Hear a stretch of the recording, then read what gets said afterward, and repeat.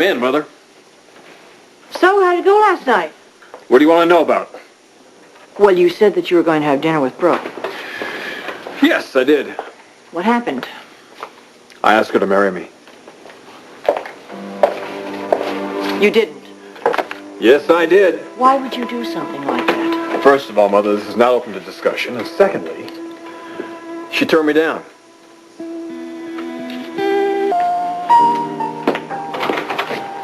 Hey, babe. How we doing in here? Oh, feeling a little nauseous. Sick to my stomach. Thought of food just makes me want to throw up. Oh, man, it sounds like you're coming down with the flu. No, Michael, dear. I'm coming down with a major case of pregnancy. You're pregnant? Seriously? I do believe. Well, what do you mean you believe? You're not sure? Well, I want to give it a few more days, and then I'll get myself tested. And then I'm going to take Eric out for the most romantic dinner. And right before dessert, I'm going to give him the good news. Sounds like you've got it all mapped out. This is exactly what I needed. This is what we both needed, a child. I had the glue that keeps a marriage together. And if not, at least I'll have a very comfortable life. I wouldn't count on this chickie until you've hatched it. I'm as regular as clockwork. Eric and I made a baby the other day.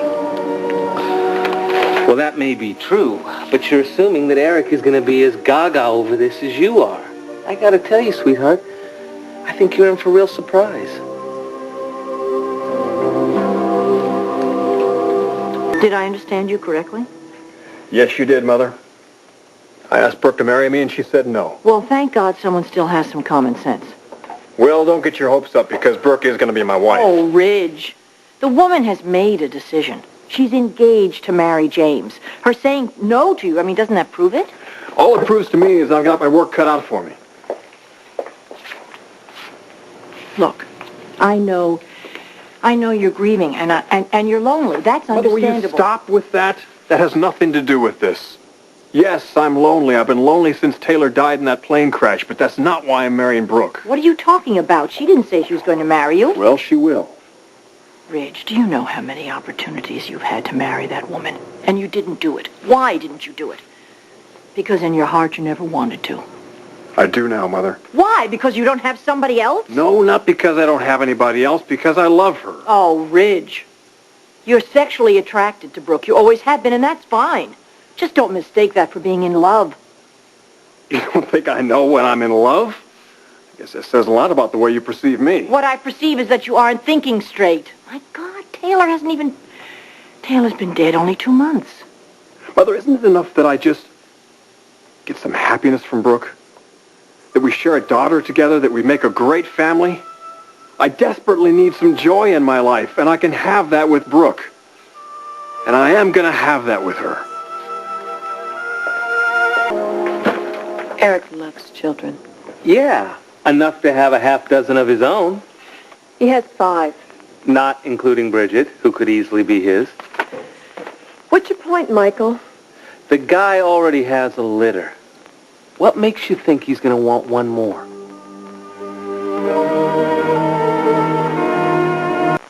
Eric is going to want another child because I want to give him one. Hey, look, don't get me wrong. I'm behind you 100%. I don't need you behind me, Michael. I have a husband who absolutely adores me, and he's going to be thrilled when he finds out I'm pregnant. Honey, I'm just looking at this from a man's point of view. If I was middle-aged with 4 grown kids and a 4-year-old, I would not be in a cold sweat to have another ankle biter. If I'm pregnant, Eric is going to do what any good husband would. He's going to accept it. Well, I hope you're right. Oh, what else would he do? I don't know. Don't borrow trouble for me, Michael. I need some financial security in my life, and the only way to do that is to do what Stephanie and Brooke did. I have to give Eric a child. He does right by his children, Michael, and he's going to do right by mine. Period. Case closed. Now, why don't you go back to work?